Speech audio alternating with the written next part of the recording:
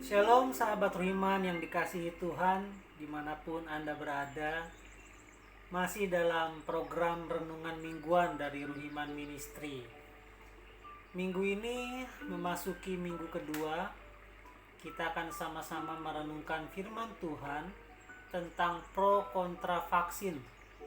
Dan minggu ini kita akan sama-sama belajar tentang bentuk percaya kepada Tuhan.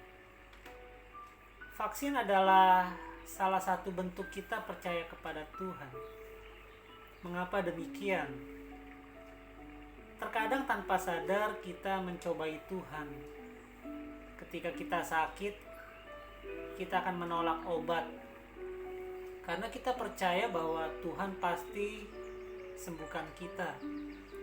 Kita akan menolak perawatan, pengobatan, dan sejenisnya. Bahkan ada kawan saya sangat anti untuk minum obat ketika ia sakit. Dia punya keyakinan bahwa Tuhan pasti sembuhkan dia. Tuhan pasti menolong dia tanpa dia minum obat. Bapak Ibu yang terkasih dalam Tuhan Yesus Kristus, terkadang tanpa sadar kita mencobai Tuhan. Sama halnya seperti teman saya yang tadi saya katakan. Ketika kita sakit, kita akan menolak obat karena kita percaya bahwa Tuhan pasti sembuhkan kita. Ketika kita butuh suatu pertolongan, kita mungkin juga akan menolaknya karena kita yakin bahwa Tuhan pasti cukupkan. Dan masih banyak kisah-kisah sejenis lainnya. Saya jadi teringat akan sebuah kisah di saat saya masih sekolah minggu kelas besar dan saat itu beranjak ke kelas tunas remaja, di mana saya pernah mendapatkan sebuah buku. Dan saya masih ingat sekali buku itu menceritakan tentang seorang kakek tua. Seorang kakek tua yang memiliki iman yang teguh. Ia adalah seorang Kristen yang sejati. Di masa mudanya ia sering ke gereja, rajin beribadah, rajin melayani Tuhan. Dia memiliki sebuah keluarga tetapi tidak memiliki anak, hingga akhirnya ia ditinggal oleh istrinya. Dalam keadaan kesepian, kakek tua itu masih tetap taat berdoa, masih tetap setia memuji Tuhan. Sekalipun mungkin dalam kelemahan tubuhnya, ia sudah jarang pergi beribadah. Kalaupun pergi beribadah, ia menanti jemputan dari gereja, antar jemput kendaraan dari gereja. Dan suatu malam kakek tua ini kelaparan. Dan saat malam itu ketika ia mencari makanan di kulkas, ia tidak menemukan stok makanan yang ada. Di luar hujan, Bapak Ibu. Jadi kakek tua itu sangat sulit untuk membeli makanan. Lalu kemudian dia berdoa kepada Tuhan. Tuhan, saya yakin bahwa Tuhan pasti akan menolong saya. Saat ini saya butuh makanan, saya butuh sesuatu yang bisa saya makan karena saya lapar. Doanya sangat sederhana Bapak Ibu, sangat sederhana. Sebagaimana yang seringkali ia ucapkan, ketika ia butuh sesuatu pasti ia berdoa. Ketika ia ingin sesuatu ia pasti berdoa. Dan itu seringkali ia lakukan sejak muda.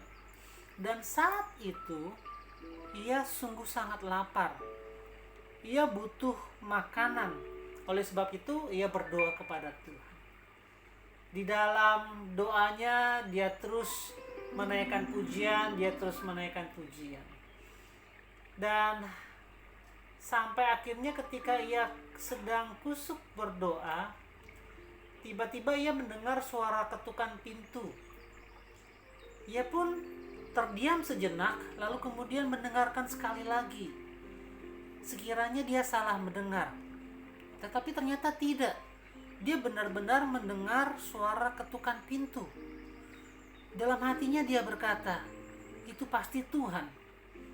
Lalu kemudian ia bangun perlahan-lahan, bangun dari tempat duduknya, berjalan menuju ke depan. Wajahnya terlihat sangat gembira sekali. Dan ketika ia sampai ke depan pintu, dia membuka pintu dan kegembiraan wajahnya berubah menjadi kesedihan. Karena ternyata yang datang adalah ibu tetangga sebelah. Ia membawakan opor ayam karena anaknya baru datang dari luar kota dan ibu tersebut memasak lebih. Jadi ketika ia memasak lebih, ia teringat pada kakek tua yang tinggal sendirian. Tetangga sebelah rumahnya, tepat sebelah rumahnya.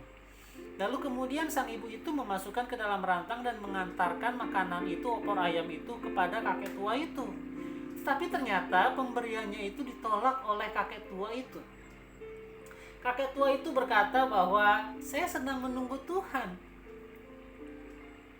Saya yakin Tuhan pasti menolong saya, mengirimkan makanan untuk saya. Lalu kemudian sang ibu itu berkata, iya, inilah makanan yang dimaksud kakek. Ini opor ayam saya masak lebih. Dan ini kakek bisa makan untuk malam ini dan bisa disimpan untuk besok pagi. Tetapi kakek tua itu menolak dan terus bersikeras menolak. Akhirnya ibu tetangga sebelahnya itu pulang dengan perasaan bertanya-tanya, mengapa kakek tua itu menolak? Lalu kemudian kakek tua itu masuk ke dalam rumah lagi, Bapak Ibu. Kakek tua itu masuk ke dalam rumah lagi, lalu kemudian dia berkata, nanti Tuhan pasti datang menolong dia.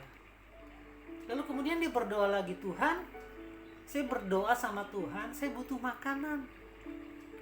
Saya yakin Tuhan datang membawa makanan. Bukan ibu tetangga sebelah yang tadi, Tuhan. Saya yakin Tuhan pasti datang membawa makanan.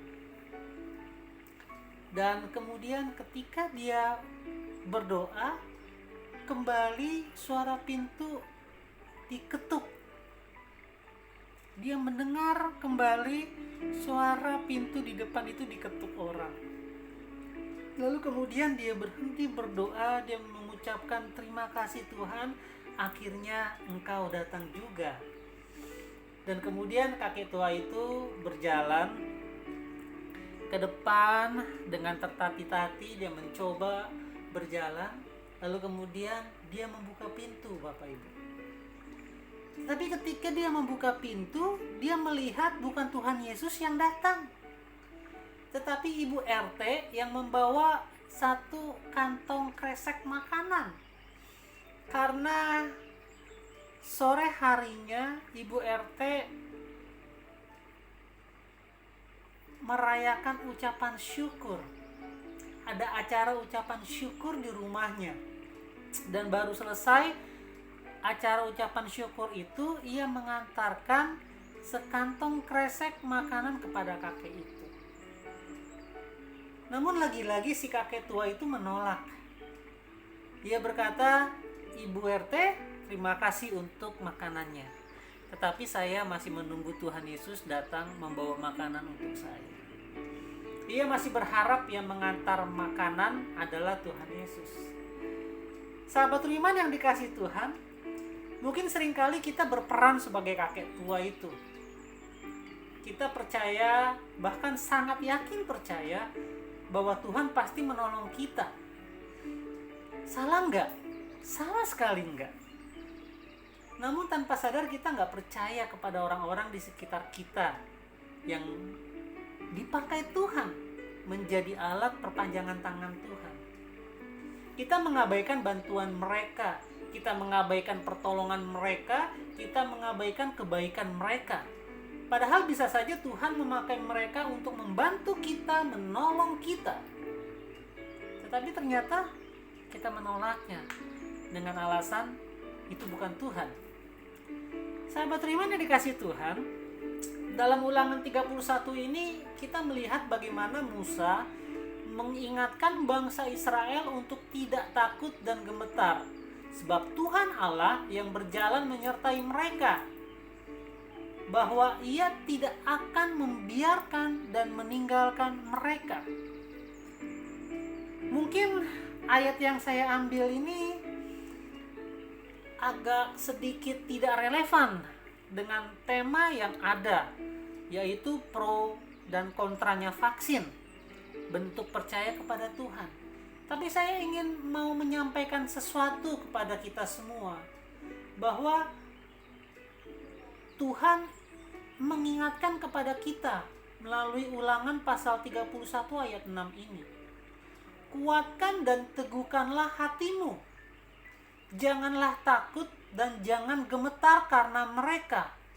Sebab Tuhan Allahmu, Dialah yang berjalan menyertai engkau. Ia tidak akan membiarkan engkau dan tidak akan meninggalkan engkau. Perhatikan baik Bapak Ibu, mengapa Musa berkata demikian? Ia ingin menyampaikan sebuah kesaksian bagaimana Tuhan menyertai dirinya. Jadi perkataan ini bukan tanpa alasan Bapak Ibu.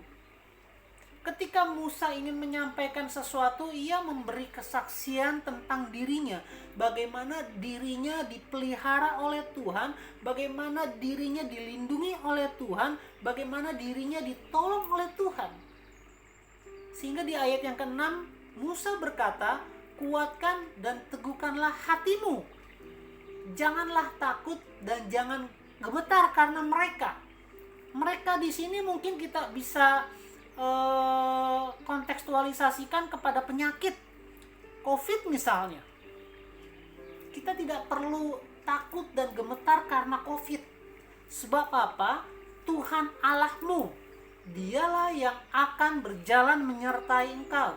Ia tidak akan membiarkan engkau dan Tuhan tidak akan pernah meninggalkan engkau.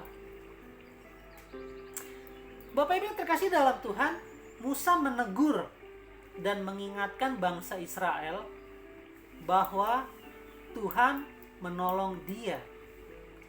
Tuhan menyertai Musa. Oleh sebab itu Tuhan yang sama pasti menyertai bangsa Israel, termasuk menyertai kita semua. Terkait dengan pro dan kontranya vaksin, vaksin adalah bentuk percaya kita kepada Tuhan, bukan sebaliknya. Ya, meskipun ada yang mengatakan bahwa ketika kita mau divaksin itu tandanya kita tidak percaya akan kedaulatan Allah terhadap hidup kita, atau ada perkataan-perkataan lain tentunya. Ada juga mungkin yang mengatakan bahwa ketika divaksin justru kesehatan kita semakin menurun dan sebagainya dan sebagainya. Bahkan mungkin saja ada yang baru divaksin lalu kemudian 2-3 hari berikutnya orang itu sudah meninggal dunia. Bapak Ibu terkasih dalam Tuhan, sahabat Ruhiman yang dikasih Tuhan, ketika Tuhan mengizinkan adanya COVID di tahun 2019, kita juga harus percaya bahwa Tuhan mengizinkan adanya vaksin. Ya, saya teringat ketika saya punya anak pertama, ya ada pergumulan ketika anak saya harus menerima imunisasi, karena ketika pertama kali imunisasi anak saya badannya panas. Jadi ketika mau imunisasi lanjutan, saya khawatir badan anak saya mengalami hal yang serupa sama seperti imunisasi yang pertama. Namun akhirnya saya menyerahkan kepada Tuhan. Saya yakin Tuhan telah memberikan kepandaian bagi orang-orang yang bergelut dalam dunia medis untuk menciptakan terobosan-terobosan, sehingga terus adanya temuan-temuan baru dalam menangkal virus yang ada. Dan teringat saya bagaimana polio pada saat saya masih kecil menjadi penyakit yang menakutkan karena banyak menyerang balita dan anak-anak kecil saat itu. Dan saya ingat banget gitu bagaimana orang tua diliputi rasa khawatir saat itu karena takut anaknya terkena polio. Ketika anaknya terkena polio, maka orang tua itu akan berkata, masa depan anakku tidak baik. Bapak Ibu terkasih dalam Tuhan, dilansir dari kompas.com, sejak tahun 2014 Badan Kesehatan Dunia atau WHO menyatakan bahwa Indonesia sudah dinyatakan bebas dari polio yang menyebabkan kelumpuhan pada anak-anak. Ya, tentu saja masih banyak kabar yang menggembirakan lainnya perihal perkembangan ilmu medis di Indonesia.